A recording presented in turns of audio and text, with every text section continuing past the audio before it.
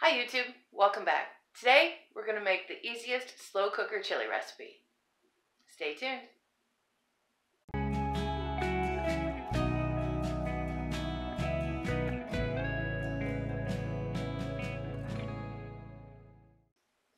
Now this recipe uses a very large slow cooker. I think it's a 7-quart capacity because we're a family of 6, including a hardworking man and 2 teenagers.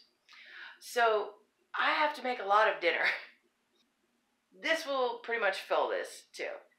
If you only have a smaller one, you can cut it in half or even a quarter if you're just making a really small batch. But the amounts are not exact. It's all to taste and to preferences. I use either 2 to 3 pounds of hamburger, depending on what I have to use up. Today I have 3 pounds, so I got 3 pounds. Now, I use the cheap meat. I don't have any of my own animals. I certainly don't have my own cow.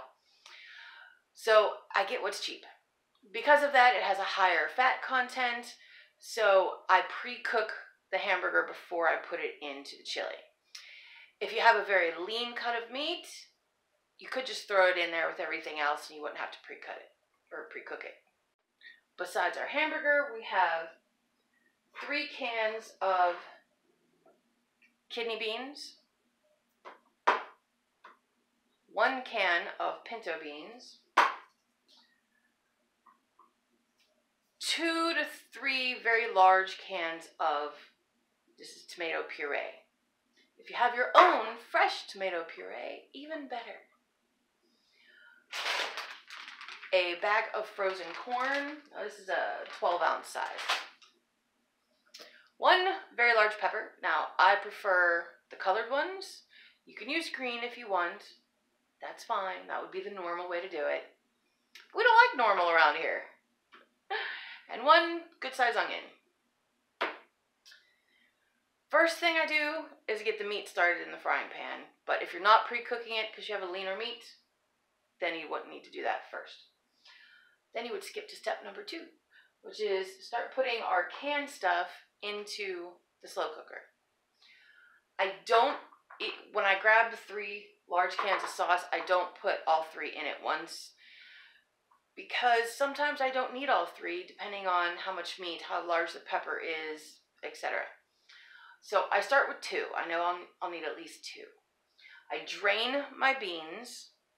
Although if you want a less acidic taste, you could cut some of the tomato puree and leave your juice, your water that the beans are in, and you could use that for some of your liquid, and it would help cut down that acidity. I don't mind the acidity because I throw a ton of cheese on it anyway. So I'm going to get the meat started and open the cans and start getting them in the slow cooker.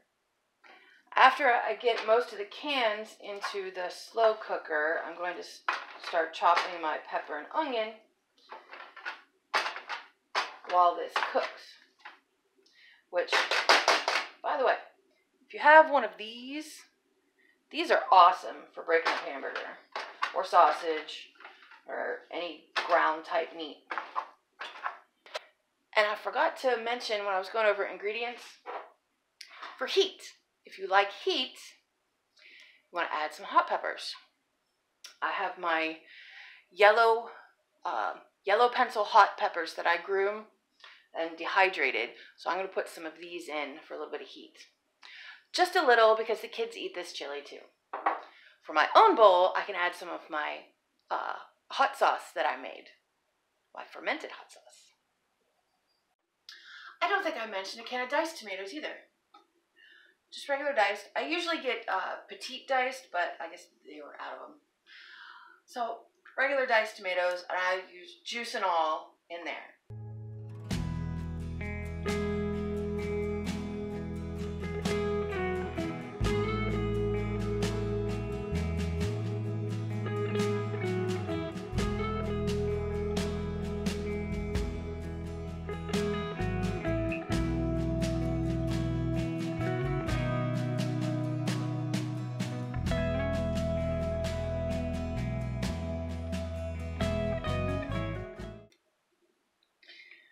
there's the pepper, the onion, tomato sauce, diced tomatoes, beans, corn.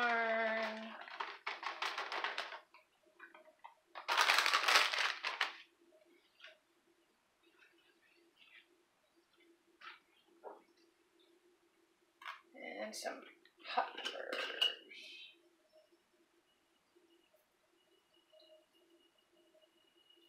Now these aren't super hot, they're more like a jalapeno. And they're diced very small. If you're dicing hot peppers to put in here, don't forget to wear your gloves. Keeps your hands from burning.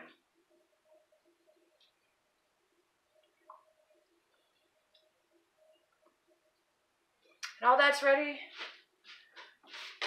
And I took a phone call from my son, and the meat's just now getting done.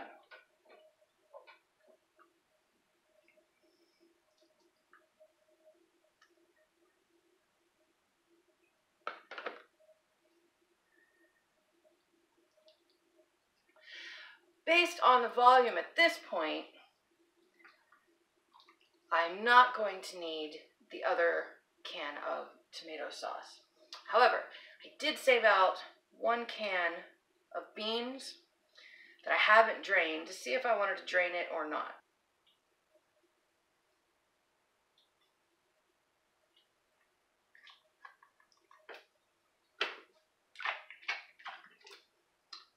There's the liquid. There. So I saved 1 can out of the beans that I didn't put in yet, and I left the liquid in there.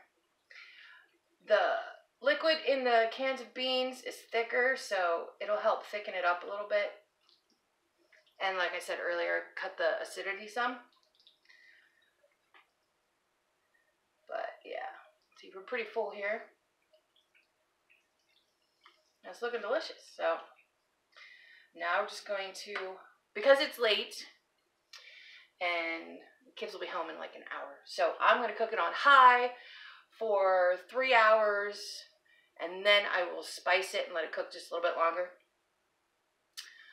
I will bring you back for that. Now, if I'd gotten it done earlier in the day, then I would have put it on low and let it cook more like 6 hours-ish. The kids do not like any crunch in their onions or peppers. I prefer a little bit, but they don't like any. So I want to make sure that they're totally cooked before I serve it. So I'm going to cook it on high for a few hours, and when I'm ready to spice it, I'll bring it back. Well, once everything is done to your liking, then you're just adding your spices. Worcestershire sauce.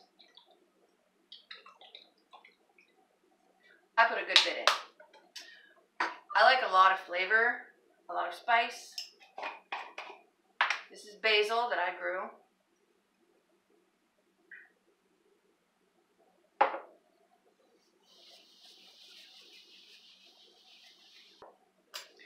Oregano that I grew.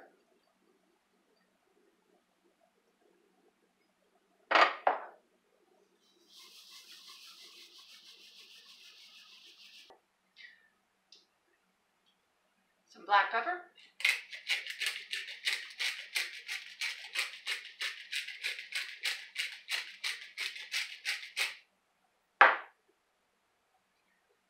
A little bit of paprika.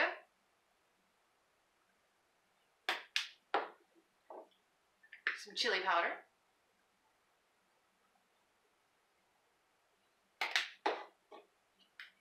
Some garlic powder. Don't go crazy on the garlic powder for chili. It's not spaghetti. And cumin. A lot of cumin.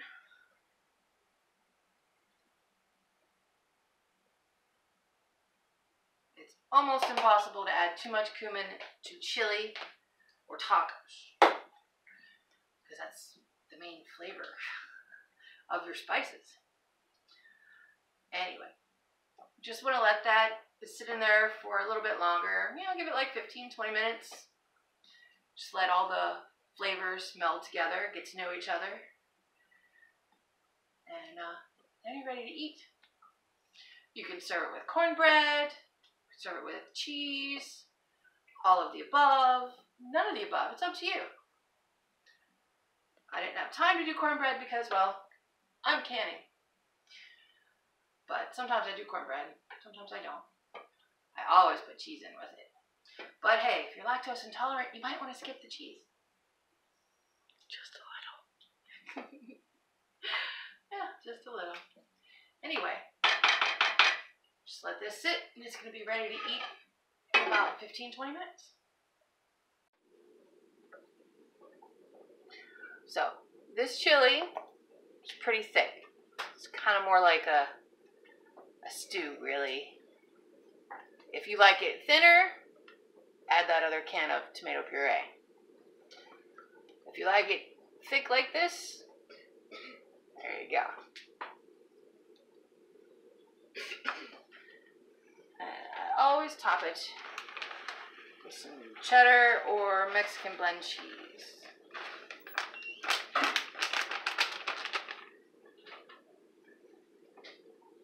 Enjoy!